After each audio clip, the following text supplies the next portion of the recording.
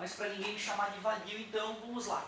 O negócio é o seguinte, na próxima aula, já que as dúvidas acabaram, nós vamos perceber o seguinte, para calcular uma força de atrito, é só pegar o coeficiente de atrito entre as duas superfícies e multiplicar pela força normal. Então esse N é a famosa força normal, como nós precisamos o valor dela para calcular o atrito, seria indispensável a gente ter entendido, né, como é que se acha a força normal nas aulas anteriores. E também tem o coeficiente de atrito. Só tem um detalhe interessante. Quando a gente calcula a força de atrito, tem duas formas de calcular a força de atrito. Tem dois tipos de força de atrito. Uma é a força de atrito estática. E a outra é a força de atrito dinâmica ou cinética. Observem como as fórmulas são muito parecidas. Ó. A única diferença é que uma eu uso o coeficiente de atrito dinâmico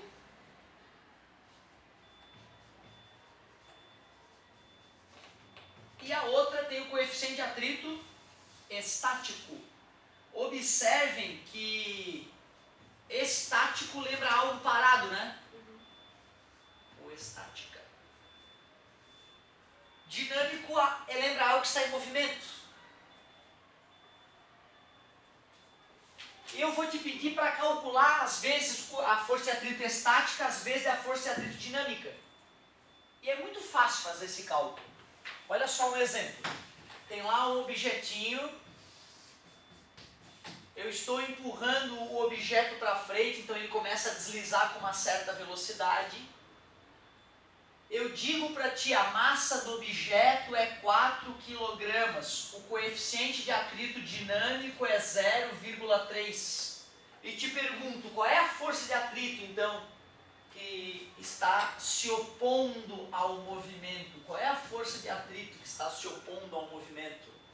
Poxa, tu vai lá, tu pega a fórmula da força de atrito, que é μ vezes A normal. Tu sabe que o coeficiente de atrito é 0,3 porque ele foi fornecido, 0,3. E para calcular a normal, já que ele está na horizontal, a normal equilibra o peso. Por isso que a normal é igual ao peso, a normal é m vezes g, a normal é 4 vezes a gravidade, que é 10, a normal deu 40 newtons. Então tu pega e faz o coeficiente de atrito vezes a normal. 3 vezes 4, 12 newtons. Mas aí, no caso, essa fórmula é do dinâmico. Do dinâmico. Observa que a fórmula do estático é a mesma. Certo?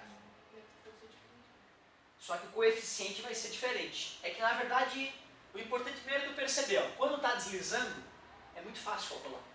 Tu calcula e acabou. Eu te dou o coeficiente de atrito, tu calcula normal, que geralmente é igual ao peso, multiplica e acabou. Morreu. Muito fácil.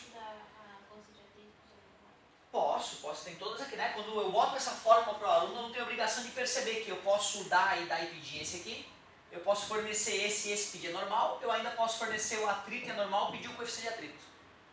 Concordas? Não, é que eu poderia não dizer a massa do corpo, entendeu? Tá beleza? É possível esse problema, né? Sempre é possível esse... Te dei uma fórmula com 1000 letras, eu posso perguntar 1000 coisas diferentes, uma de cada letra eu posso perguntar. Lembra? Isso é um exercício que a gente já vem fazendo com vocês até, nesse raciocínio lógico aí. Muito bom. O perigo na hora de brincar de força de atrito é justamente calcular o atrito estático. Olha por quê? Porque esse atrito estático que eu calculo pela fórmula é o máximo. Não quer dizer que ele vai estar atuando naquele momento. Primeiro, nesse caso já tinha dito que o objeto já estava deslizando. Então eu não tive que me perguntar qual atrito que eu vou calcular, aerodinâmica e pronto, acabou. Mas olha que situação diferente essa que eu vou apresentar agora. Olha como a situação vai mudar. Um objeto está inicialmente parado.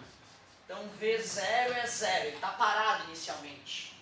Este objeto tem uma massa de 4 kg, assim como o outro. O coeficiente de atrito estático, eu vou dizer que é 0,5. Beleza? E aí eu falo o seguinte, ó, eu vou lá e faço uma força de 15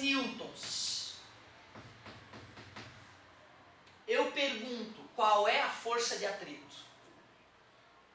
Nessa situação a coisa é muito mais delicada. Olha por quê. Primeira coisa que eu deveria me perguntar é, aliás, vamos botar o outro coeficiente de atrito também, o dinâmico também, que era 0,3, não era? Tem os dois, ó. Isso é tipo, é um número fixo? Assim? Não, depende do tipo de superfície em contato. Lembra a nossa discussão hoje? Se fosse lixa aqui embaixo, ia mudar o coeficiente de atrito. Se for sabão, uma superfície ensaboada, muda o coeficiente de atrito. Mas pode voltar para qualquer um? Não, eu estou criando na minha cabeça. Certo? Eu acabei de criar esta situação na minha cabeça. Isso é muito comum. Eu crio uma situação na minha cabeça, o aluno ele já acha que é assim sempre. Não, o Otávio agora, para não ter que abrir um livro e pegar um exercício, ele na mente dele criou este exercício. Vou refazer o enunciado do exercício. Um objeto de 4 kg está inicialmente parado quando recebe uma força de 15 newtons. Determine a força de atrito. Tudo bem? Então é um problema que eu acabei de criar na frente de vocês, como vocês podem criar o problema que vocês quiserem na mente de vocês e tentar resolver, que é um grande exercício de física. Observem vocês que eu tenho todos os dados, eu poderia simplesmente pegar a fórmula da força de atrito e calcular tanto a dinâmica quanto a estática. Porém, como eu não sei se vai deslizar ou não, eu vou calcular a estática primeiro. Eu vou entender por quê. Quanto é que era a normal mesmo? Parabéns, garota. E qual é o coeficiente de atrito estático? Multiplicar por 0,5 é o mesmo que dividir por 2. 20 newtons. Mas cuidado, não quer dizer que o atrito naquele momento seja 20 newtons. Esse atrito que eu calculei, como eu escrevi depois ali, é o atrito máximo possível. Mas com quanto que eu estou empurrando o objeto? Então ele não vai nem começar a andar, porque para começar a andar eu teria que fazer mais que 20. Então eu pergunto a vocês, se eu estou empurrando o cara com 15 newtons, ele não está andando, quanto é que é o atrito naquele momento? 15. Porque se fosse 20 seria o equivalente ao objeto pular em cima de ti. Concorda comigo? Tu calculou 20. Eu pergunto quanto é que o atrito, a maioria da galera fala é 20. Mas eu me pergunto, como assim? Eu empurro um objeto com 15 para frente, ele não só não vai para frente, como ele salta para cima de mim? É porque é estático, daí se ele tá parado. Se a resultante é 0, o atrito é só igual àquilo que eu estou fazendo. Se fosse 20, ele andaria. Se fosse 20, ainda ficaria no limite para andar. 21, aí começa a deslizar. 20,001.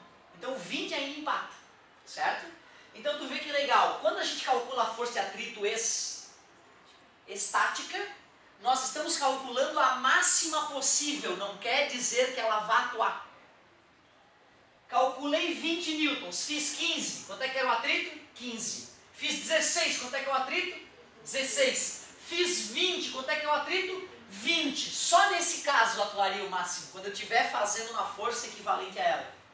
Mas o mais legal é que se eu fizer 21, começa a deslizar. E ao deslizar, deixa de atuar o atrito estático, passa a atuar o atrito dinâmico.